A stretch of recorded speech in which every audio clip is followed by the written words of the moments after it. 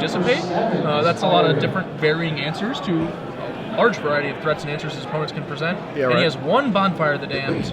Might as well have one. That's the only one you need. That's all you need. One time. All right, looks like we're firing off here, and we have the optimal turn 1 Arbor Elf. Here we go. Maybe a Domri if he's lucky enough. I see a Forest. I don't see much else in his hand, so Forest means no Domri turn 2. So what are we going to have instead? Looks like Scavenging. Ooze and another Arbor Elf. Oh, Ben's probably going to wish he had more than just one Bonfire. Oh yeah, this is, I'm sure it'll be on top, but if not, I see Ben has a Searing Spear to answer that Ooze, and it's important to Searing Spear earlier. We saw a few players earlier take their time, and it kind of will come back to bite you if you don't immediately kill it. He also has a Turn and Burn, he can use that as well. Yeah, he doesn't waste any time, it's a good play there. Yeah, I like going ahead and using the burn against a green or green-red deck. Ben obviously not even sure that Andrew's playing red at this point. Turn and Burn has significantly less hits. Something like maybe a Wolfear Silverheart might up mattering. Right, maybe. That's very rare. I agree with you. It's very tough to get value out of it, especially unless you have creatures out in mid-combat, which it looks like Ben doesn't really have the creature start. Wow, here's Hellrider. This is aggressive. Andrew's going to go ahead and swing in for 6 damage. Ben luckily has a Searing Spear, and this is why red might be the answer even in control decks at this point, and a little ways from Esper, because the spot removal not only is really good early, but it also is pretty good late game when you're trying to finish your opponent off. Yeah, Ben's deck can really capitalize on the fact that he has Burn as his removal spell of choice, because when he's not removing creatures, he can actually just send it to the face. It complements all of his creatures very nicely. Geist of St. Trap and Thundermahawk especially. Oh yeah. Looks like Andrew is now on the Arbor Elf beatdown plan. I've seen worse plans. Yeah. Generally, that plan much better when packed with a Gavany Township. Right. See what another Ooze. And a land. That land is important. It means that Ben can't just Searing Spear this Ooze out of the way. Right. We got 2 creatures in the yard, Hellrider and the old Ooze. So Ben is now going to look at his hand, which does contain Searing Spear, and not be enough. If he has a Warrior's Helix, then he can finish it off there, and he might have one by that Resto Angel. I can't tell. Now, importantly, if Andrew does grow the Ooze during the end step, Ben can now employ the Searing Spear if he wants to. Right, yeah, this is that's dangerous. what he's thinking about right now. He's got to worry about not just Searing Spear, but Snapcaster Nature Searing Spear. Right. If I'm Andrew, I untap my lands here because you have 2 Arbor Elf in play, and you don't want to take the risk. And he makes a good choice. Good job. Good call, Andrew. That'll force Ben to actually spend War Leader's Helix on the Scavenging Ooze if he wants to try and catch it. Right. Maybe a lot of times I see here Gorklan Rampager. If you don't do a pre-combat, I've seen some pretty big blowouts. So right here, if Andrew does have Gorklan Rampager, you can really see a momentum swing here when he could have done a pre-combat. I see a red card. I'm not sure what it is. I think it's a Mizium Orders. He's going to try and grow it. He's going to Ben's going to respond to that Helix, and Andrew is going to send that Rampager right on down. Yeah, I think he has a Rampager, right? If he has one, he will. Yeah, I don't know if he. I see a color card there. I just don't know what it is. Oh, I think that's a green card, not a not a gold one. So yeah, no Rampager. It may in fact be another Arbor Elf. Lucky for Ben. He is going to want to go ahead and eat probably both of Ben's non-Warlord Helix spells. He can't eat the Helix because it's not in the graveyard yet, but he can go ahead and remove those as Snapcaster Mage possibilities. Right. You definitely don't want to remove the other creature in your graveyard just for the life gain, because if you draw that last Scavenging Ooze, then it's definitely fuel for the fire there. I'm not sure why he didn't attack with the Arbor Elf. I guess he's playing around Restoration Angel. Yeah, it looked like he apparently was afraid of a Restoration Angel, which, rightly so. We know that Ben actually has that in his hand. Right. Yeah, right now Ben is really in the driver's seat, due mainly to the fact that Andrew has a bunch of 1/1s in play, and I think I see another Warrior's Helix and a Searing Spear. He just has a lot of the removal, and of course Restoration Angel, which is much bigger than most of Andrew's creatures. Yeah, I think I would have sent with the Arbor Elf, even if I'm Andrew, because if Ben spends his turn casting Restoration Angel there, I can Mortars it down after combat. Sure, I got 2 for 1, but that Arbor Elf wasn't really doing much anyway. Right. And the Scavenging Ooze would have been able to grow up to 5/5. Oh yeah, which is a pretty big gain. Yeah, and even though he blocked Arbor Elf, actually a 6/6 even after that. A turn later too. Yeah, I agree. I would have definitely got in there with Team. I think Andrew might be a little frustrated because his draw is pretty weak. Yeah, he's drawn a lot of mana. He doesn't really have a way to capitalize on it. that's a big difference between this deck and things like the Green White Elves deck, where you have Gavany Township, which really turns your team lethal very quickly. Yeah, and 7 Garricks. Yeah. You were just playing big things later on. The Green Red deck really can't afford to run that many utility lands. It has 1 Kessig Wolf run, and that's its primary mana sink. So you have 23 lands, 6 mana dudes. That means almost half your deck's mana, and only 1 land can actually be converted into additional utility. It's definitely been the Achilles heel of these red-green decks, or even the super aggressive decks with a little more land, because they are, they're pretty much all in on this strategy here. And sometimes they get flooded, and we see that here. Here's the best creature probably in the matchup. Just tough to get around. Obviously, Boros Reckoner is one of those cards that will be played for quite some time, up until probably it rotates heavily. Good card for Andrew here. He drew a Domri Raid. He can actually defend that reasonably well from the Reckoner, thanks to these Arbor Elves, which can chump block. It's not an unreasonable use. Yeah, I agree with that. Let's see if he hits a decent sized creature here. I think what's he gonna? He's probably gonna attack Domri, force Andrew to block, and then end up Warleaf Helixing it anyway. Yeah.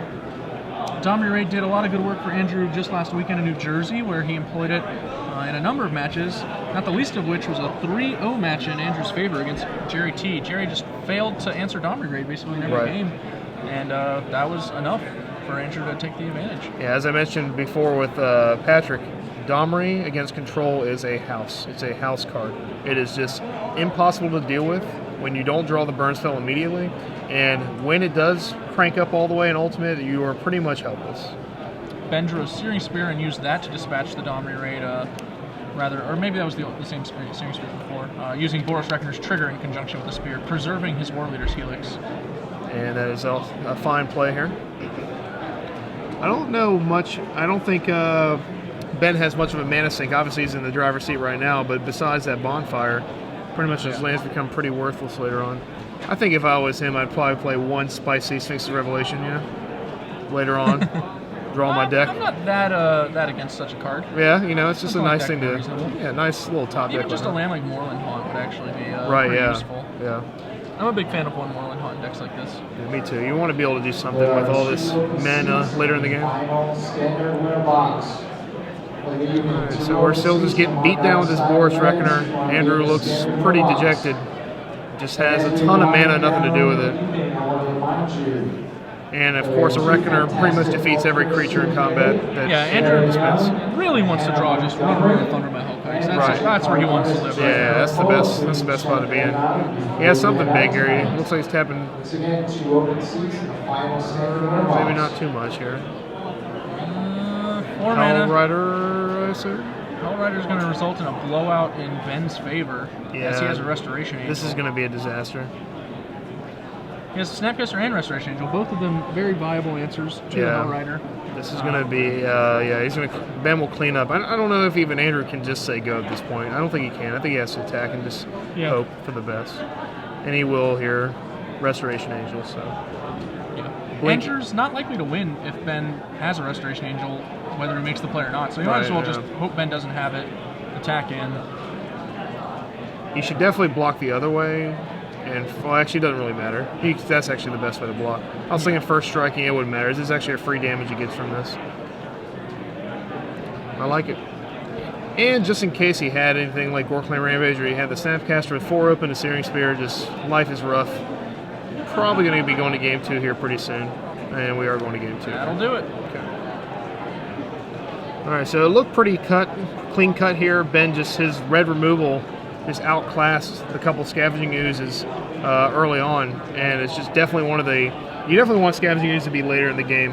You want to have your other cards first, and then Scavenging Ooze as the red-green haymaker that really puts the hurting on these other aggro mirrors. Yeah, now that we're moving to sideboarding, I think the matchup actually improves for Andrew without gaining a lot on Ben's side.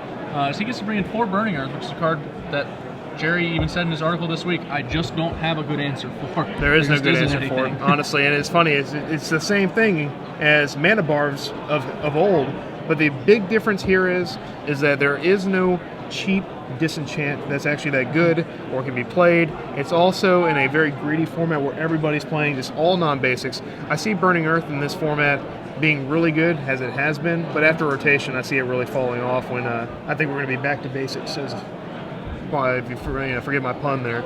But I think Zealous Conscript is another card he brings in because, it's just a control card that you want to bring in. And, you take their Boros Reckoner from them or Resto Angel or something like that, and it really can give you a good, nice little swing there. As far as what he boards out, I don't know if he wants to slow it down and maybe board out the Burning Tree Emissary start. That could be a viable board out. I don't know if he wants to do that or not, if he still wants to be explosive. Otherwise, he might be able to board out maybe Gyre Sage. Yeah, I think I definitely bring out the Gyre Sage. Gyre Sage, yeah, that's another. I mean, against Burn, Gyre Sage is pretty unimpressive, especially when you're trying to build counters and main phase your stuff to do so, and then he's burn it instead. Hellrider might be mediocre as well. Obviously, Spear, Snapcaster for Spear, Resto Angel, War Leader's Helix. That's a lot of answers for Hellrider. And Reckoner too. Wow, he can't even attack with Hellrider. It's pretty rough. Yeah. On the other sideboard, though, I think what do we got here? Ben's got a lot of options. Got some crazy stuff here. One clone. Is it Static Caster? Is pretty good here, right? He's got 8 or at least 6 mana dorks. It's certainly a playable card. It lets Helix dispatch Thundermaw Hawkeye, which I think is pretty important. Yeah, actually. Yeah. And it pretty much can let your Searing Spears hit any 4/4 out there, like Goreclan Rampager. Lets you be able to kill things that normally you wouldn't be able to. I see a bunch of things for control here. He's going to bring in the Blasphemous Axe, obviously, because he's already good with his own Boros Reckoners here, and he's going to want to be able to do that Dream 13 to the dome there. He also has access to 2 Celestial Flare, a Pillar Flame, and a Searing Spear. I don't think Flare is that fantastic in this matchup because of these mana dorks that might be swinging in. Right. That actually lets Andrew get value out of them as opposed to denying him. But at the same time, it's a spell for Snapcaster Mage, and I think Ben is going to transition to be the control deck here. He's basically going to probably sideboard into a deck very reminiscent of Flash. I wouldn't be surprised if we saw Geist of St. Traft hitting the bench. Yeah, I agree with you. I board out all 4 Geist of St. Traft here. Just your other creatures are just better. Reckoner is better, Thundermaw Hawkeye is better, Resto Angel is better, Snapcaster is absurd again in this matchup. And I'd bring in the Pillar, the Searing Spear, the Blasphemous Axe is 4, and then I'd find something to shave for at least 1, maybe 1 Static Caster. He has Dissipate Mate, he can come up to this too. Sure, I think that's reasonable. On the play, I might want the Dissipates back, but on the draw, I'm not interested. Especially against mana dorks on the draw, Dissipate is pretty rough to hit at anything irrelevant. But on the play, you can definitely hit something decent. So. You'd have to get pretty lucky to snag a Thundermaw Hellkite with a Dissipate. It would mean your opponent wasn't pressuring you to start with. Right. So that's a concern. Then again, maybe he can't afford to cut the Dissipates because of the Burning Earth issue. That kind of depends on how red Ben is on the format. If Ben hasn't seen Kibler's list, if he doesn't know to expect 4 Burning Earth, which, maybe he doesn't, that's a concern. People don't always see that coming. Maybe Geist and Traft might be the answer to Burning Earth. Maybe you can put the squeeze on your opponent. I don't know. It's a tough card to play around. It's 4 mana, which is the only negative to it. Maybe he brings in his 2 negate just because the only thing he's really worried about is Domri Raid and Burning Earth. That's a little bold. I could see maybe 1 negate. I wouldn't want to risk getting bottlenecked on the negates. Just the mana dorks always scare me with Dissipate. It's just tough to hit. And pretty much if you're holding it open, you're going to be taking a beating in the meantime. Ben, it looks like, has a land heavy hand with Essence Scatter and Thundermaw Hellkite, which is pretty fine for the matchup. He also has a Pillar Flame. Pillar Flame cannot handle that turn 2 Flint of 4 from Andrew, though. Nope. That guy's just chilling. That guy is about to rotate. Good riddance. You mean you don't love a 2 mana 3/3? No, especially with haste. This is unnecessary. Mog Flunkies is good enough, I think. A Domri Raid for Andrew. That's a fantastic card here, and I think he's going to hold off on it. Yeah, for another Flinthoof Boar, which is going to get Essence Scattered. I think I like the Domri better because putting it at 4 here makes it so Ben can't actually kill it for 2 full more turns. And in that scenario, you're really wreaking some advantage here. The big issue is, in my mind, the fact that War Leader's Helix will be turned on and able to kill Domri if Andrew plays it next turn. Whereas if he had played it on turn 3 here, gotten it to 4, he'd be getting it to 5 on the following turn. Exactly. And even if Ben just curved into 4 and had a War Leader's Helix, he actually can't remove the Domri Raid. Exactly. He opts not to play his Boros Reckoner, so let's see what he has in his hand. I didn't see what 2 mana. He must have a 2 mana answer for this. I imagine he has a Spear, maybe? Or maybe another Essence Scatter or something. I didn't see his hand. But he has to have something, otherwise he would have obviously played it. Here comes the Domri. Yeah, he has another Essence Scatter. Yeah, I think he makes a mistake there too. I think your Boros Reckoner is better than any card he could possibly play that turn.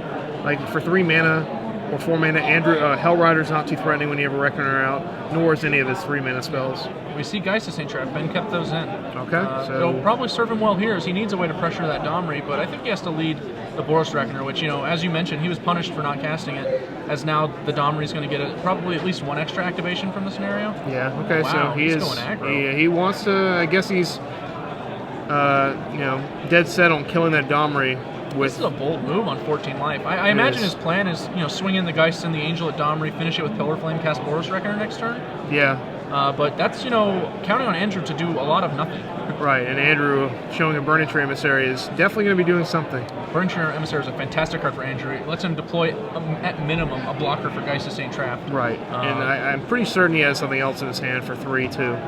So hopefully Andrew can take advantage of it. Because it's basically almost like hitting a free card here. He didn't. Oh, he drew a land for turn. Okay, so that's good. It looks like he has a Burning Earth. I can't imagine many things being less attractive than going Burning Tree Emissary, land, Burning Earth here. This is going to be a rough. Yeah, here it is. Here it is. The Earth is burning. The Earth is on fire. We're in trouble. And Ben just immediately, goes to the hand. Whoa, that's not good. That is not good at all. I'm on 11. Luckily, I think his plan here, and this is the only plan. This is a Hail Mary. He's going to have to pillar that 2/2. Yep. And he's going to have to attack Andrew for 6. It's a loose plan. I can't see Ben winning in any other way rather than getting extremely lucky with Geist St. Trap and then drawing multiple Warriors Helixes to offset the life loss and then deal damage to his opponent. Yeah, the awkward thing is, that only works as long as Ben stays at 5 or more. Right. Otherwise, those are off limits. Yep, that's true. That's true. And Andrew has 3 basics. One of the strengths of playing Green-Red aggro versus Naya, as Andrew learned in the finals last weekend, is his Burning Earths in this deck not nearly as damaging to himself. Oh, yeah. I mean, you're pretty much free rolling with this card, which makes it a little bit better than Mana Barbs, as discussed previously, especially to your own self. There's no Baneslayer Angels around with the Mana Barb, so there's no real threat of that. Yeah, this card was pegged to make waves when we saw Magic 2014 for the first time, and it's continued to do so. Did he just not play a land? It looked like he passed. I think he's talking to him. I can't imagine. I hope he's not passing turn here. He has a Steam Mint, so at a minimum we need to play that tap. Right. Yeah. He's definitely a tough spot. Yeah, he's definitely pillaring here. I don't see what else he can do at that point. I mean, I don't see. It's going to be tough to wiggle your way out of this one, but you gotta give it a shot. I think he does have a Warriors Helix in his hand. Doesn't he have to play the Reckoner too? I mean, obviously that's ugly, but I think he does. Yeah, I think he does too. And after he does that, he's going to go to 7, and then he will survive this Gorkland Rampage that's about to happen. And probably just won't happen. I still think Ben has to attack Andrew for 6. If he attacks Domri, he's just going to lose anyway. I think his only chance here is to destroy him and hope that, he can get him in 3 turns before Domri ultimates. Because the fight's pretty irrelevant when he has Reckoner. I agree. Reckoner and Geist. He's going to send it to Domri. Yeah. I like your line, though, Sheffield. Yeah, I don't think this way is... I mean, it's more appealing to get the Planeswalker off the board, but looking at life totals and staring at that Burning Earth, knowing that he has no answer in his entire deck for it, I don't think it's a winning proposition here. Yeah, you don't want to try and play a longer game here. You really want to just close it out. You want to make it so that the extra cards Andrew might get off the Domri. Keep in mind, we don't even know the Domri will draw him cards. Right, yeah, it could just be whiff, and and that's optimal. And there is an off chance, looking at his hand, I do see the Warriors Helix, that he could actually burn his opponent out. Yeah, I think it was a realistic possibility. I agree with you now. It's going to be very difficult, assuming Andrew has any kind of follow-up. Andrew has 3 basics, keep in mind, so he won't be taking much damage to cast his own spells. Right. I'm going to keep track, too. I'm going to see if the game would have ended in that situation. I don't think it would have, but I think it would have been very close. He does say go. If declines to play the Reckoner, he's going to hold up the Essence Scatter. Andrew draws another Burning Earth. All right, well... That's real. All of our plans are done, so... Ben takes 3 here, goes to 7, and now Andrew can just cast Burning Earth and limit Ben to spending 3 mana for the remainder of the game. The way Burning Earth works is the same as Mana Bars, where you tap and all the triggers go on the sack, and you can use the mana prior to taking the damage? Yes. Okay, so yeah, even with the second Burning Earth, if he had enough War Leader's Helix action, he probably could have survived, yeah. But I mean, obviously now we're way behind. At 19 life, he's just pretty dire straits here.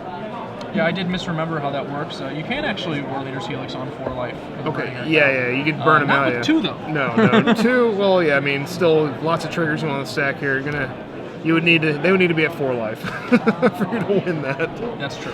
Pretty tough. That's not going to be happening here. Well, you know, let's see if Ben, if we go to game 3 here, like I suspect it will, hits the deck and takes a couple of these Essence Scatters out and just has an answer for this card, because he just cannot win, especially playing a little conservatively. You're going to have a hard time winning. And trying to figure out what to do here, and at a loss. I think that maybe if we played the Boar Striker and Major Attack with the previous turn, what would we have? You know, we'd be attacking Andrew down to 7, assuming he's just cast Burning Earth. We would be at 10 also. We could also actually we would have just, if he just made this exact same line, we would just win. But right, yeah.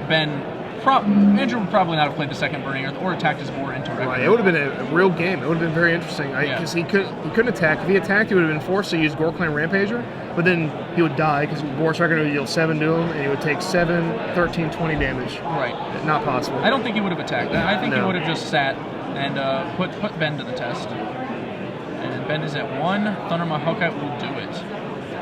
Essence Scatter, trigger Burning Earth. Yeah. Suicide. His essence is gone, man. You got it. No more essence here. These counter spells are just. I don't think. See, here's the thing. I don't think Ben is going to lose to creatures. He has too much burn and he has too much removal. So I think his counter spells, if he leaves any in, have to be able to deal with Burning Earth. He did take out the Dissipate, so I just saw him going to the sideboard, immediately grabbing some. I also saw he had a Pillar Flame still there, so he boarded a Pillar Flame, which didn't board up to 4, which is kind of interesting. I think it might be reasonable. It is. He has a lot of 3/3s. I would definitely bring it in on the draw or on the play, and be able to turn 2, burn one of those mana dorks and be able to keep them off the land while you obviously progressively build more of an empire on your side. The big issue is this tells me he probably wasn't familiar with Kibler's list from Amsterdam, because Kibler was actually running Strangleroot Geist over the Burning Tree emissaries, which Andrew's not doing. Right. And obviously Pillar Flame, very key in handling. Oh yeah. Especially when you're playing a targeted removal deck, you can't afford a Searing Spear on dying creatures. Right. Actually, after seeing that game, I kind of think he should go with the negate plan, and here's the reason. I don't think he can afford to waste his counterspell on any creature. I think he actually has to hold that negate in his hand from turn 1 to 30 until the guy plays a Burning Earth. Sometimes against the red-green deck, I board him 1 negate just to counter Domri, and it makes me disciplined to hold that negate, because a lot of times they're going to play a Reckoner, and I'm like, Dissipate, and then they play Domri, I'm dead. So it's kind of like, it's more of the only thing we're going to counter in this whole matchup is probably going to be Burning Earth.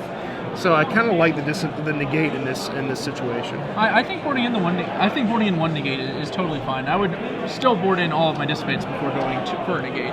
But I think that it's a very reasonable choice. Yeah, because especially with us on the play, Dissipate can actually pretty reliably counter Domri, assuming we kill the Mana Dork on turn 1 or 2. Exactly, yeah. And I like counter spells on the play. I do not like Essence Scare that. I don't think you need it. I think I agree. I think it's pretty much worse than Searing Spear.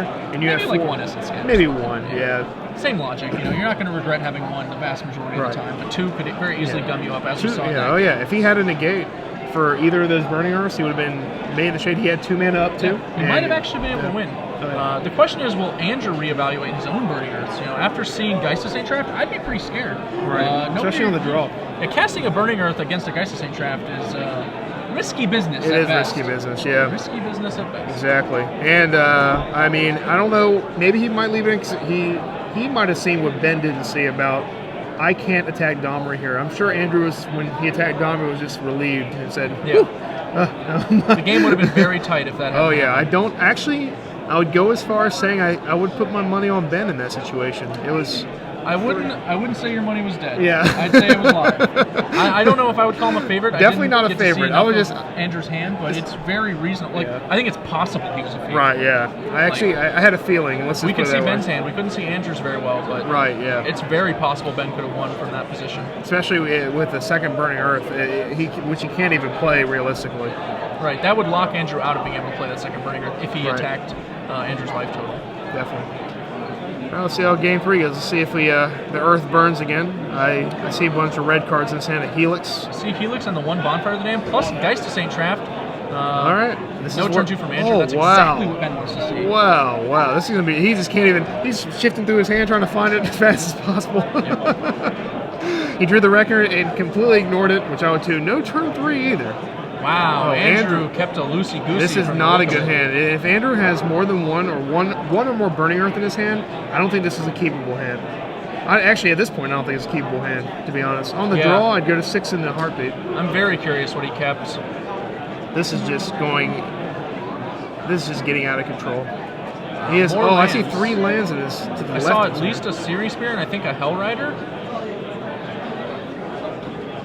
Mizium Mortars, okay. All right, so we take 4 more damage for Andrew, going to 10 we're after basically the mortars. just dead now. Yeah, we actually are dead. Ben Yeah. has a War Leader's Helix in his That's hand. game He's going to over. attack us for 6, cast War Leader's Helix, and that's the ball game. Yeah, all right. Yep. All right. Andrew, no doubt, a little disappointed in that showing. He clearly yeah. drew a number of lands, but I'm not should've- sure what that hand was or what made it keepable. I don't think that was a keepable hand, regardless. Just from what we saw anyway. Generally in this deck, I don't think you can keep any hand that doesn't have 1, 2, or 3 drop. Right, yeah, especially when you're at, how many mana guys? You have 6 mana guys? Yeah. You know, because we're drawing real poorly later in the game, probably. I once heard a great man say, the 7th card's really just extra. You It only is. need 6. Yeah, I mean, 5's tough, sure, no bones about it, but 6 Right. is fine. 6 is yeah, fine. basically, if he had 5 lands in his opening hand, that's almost a mold of 4 anyway with this deck, I think.